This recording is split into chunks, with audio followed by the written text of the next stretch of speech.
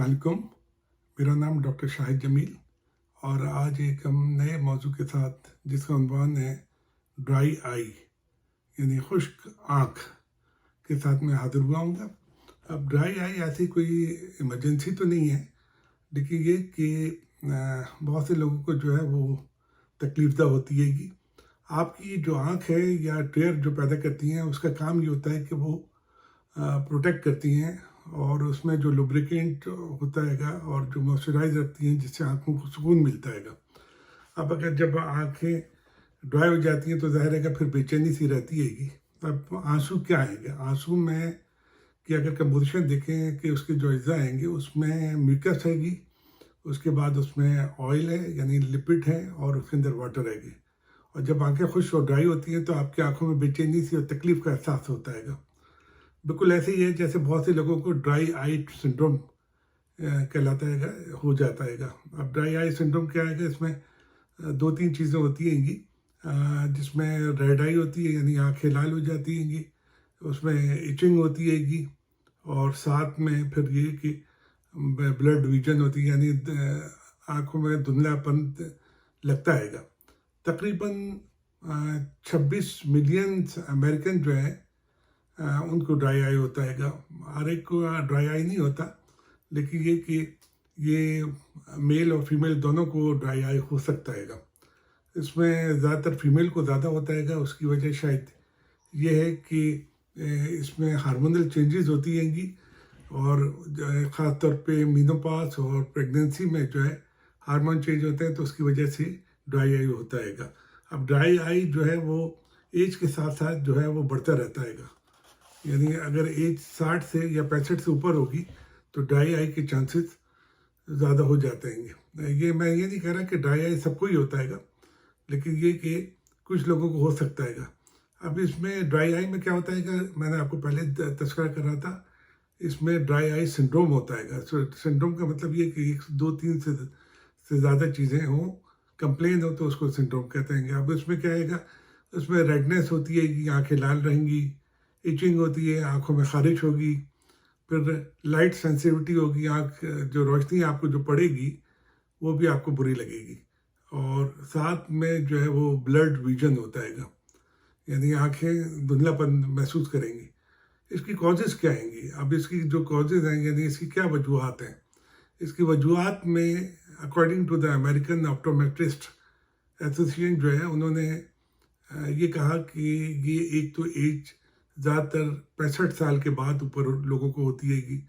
फिर इसमें एक इन्वायरमेंटल फैक्टर होता हैगा, यानी जहाँ वेदर जो है वो ड्राई हो और विंडी वेदर हो तो वहाँ चांसेस ज़्यादा होते हैं कि ड्राई आई हो जाए। फिर इसके अलावा अगर जब हम कमरे में होते हैं और पंखा खोलते हैं तो उसके साथ जो एलर्जेंस और जो डस्ट होती हैंगी तो उसकी वजह से भी ड्राई आई हो सकता हैगा।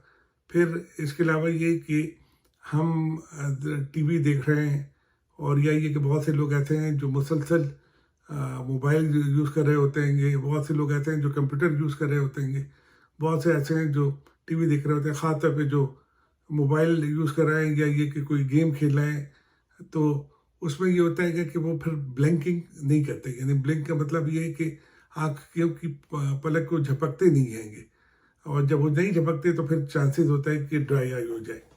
अब बहुत सी और भी बीमारियां हैं जिसकी वजह से भी हो सकता हैगा। मसलन कुछ मेडिकेशन भी हैं जिसकी वजह से ड्राई आई हो सकती है। मसलन कॉन्ट्रासेप्टिव पिल्स हैं जो बच्चों को रोकने के लिए यूज़ की जाती हैंगी, उसकी वजह से ड्राई आई हो सकता है। फिर कुछ ब्लड प्रेशर की दवाइयाँ आएंगी, उसकी वजह से भी ड्राई आई हो सकता है। फिर कुछ एंटीस्टामिन है, यानी कोई दवाइयाँ ऐसी जिसमें एंटीस्टामिन मिली हो तो उससे भी ड्राई आई हो सकता हैगा। फिर कोई बीमारियाँ हैं जिसमें रोमेटाइड आर्थराइटिस है जो जोड़ों की बीमारी कहलाती है, उसमें भी ड्राई आई हो सकता हैगा। फिर SLE है, सिस्टमिक लूपस एरिथेमेटस, जो एक बीमारी होती हैगी तो उसमें भी ड्राई आई हो सकता है। फिर डायबिटिक है, उसमें भी ड्राई हो सकता है। कुछ एंटी डिप्रेसेंट दवाइयाँ जो है उसमें भी ड्राई आई हो सकता है। अब इसका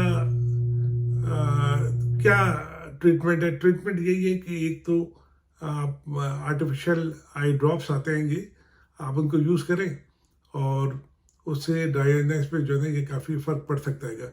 इनिशियली तो यही है, कि बाकी ये है कि अगर खुदा ना खास्ता उससे भी ना फ़र्क पड़े तो ज़ाहिर है कि फिर आपको ऑप्थेल्मोलॉजिस्ट को यानी आँखों के डॉक्टर को दिखाना पड़ेगा।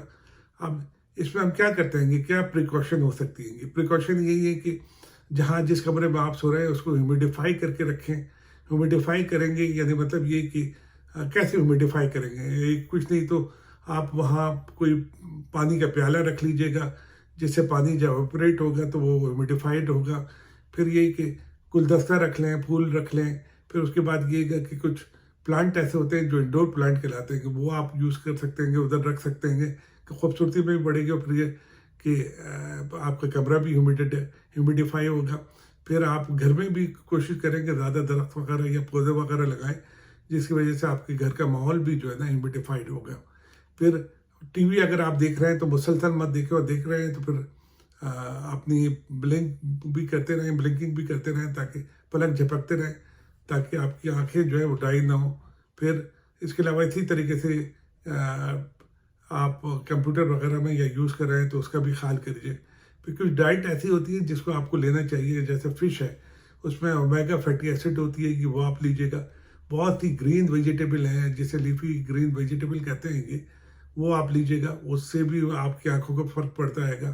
फिर विटामिन सी जितने भी हैं, साइट्रस फ्रूट है, वो आप लीजिएगा, उससे भी आंखों पड़ता है। अखरोट है, उसके अंदर हाई ओमेगा 3 है, वो बड़ा फ़ायदा करती है आंखों के लिए। फिर गाजर है, ये कैरेट जैसे कहते हैं, कि उसमें विटामिन ए होता है, ये भी आपकी आंखों के लिए फ़ायदा करती है। सिगरेट पी रहे हैं तो कोशिश करें कि सिगरेट को बंद कर दें। और फिर सबसे ज़्यादा ज़रूरी है वो पानी पीना। आपको पानी ज़्यादा पीना है, ताकि आपकी हाइड्रेशन सही रहे और आपकी आंखें जो है वो नम रहें और ड्राइनेस ना हो। आप इन चीज़ों का ख्याल कीजिएगा। उम्मीद है कि आपको मेरा लेक्चर पसंद आया होगा, और अपना और अपने घर वालों का ख्याल रखिएगा। अल्लाह हाफिज़।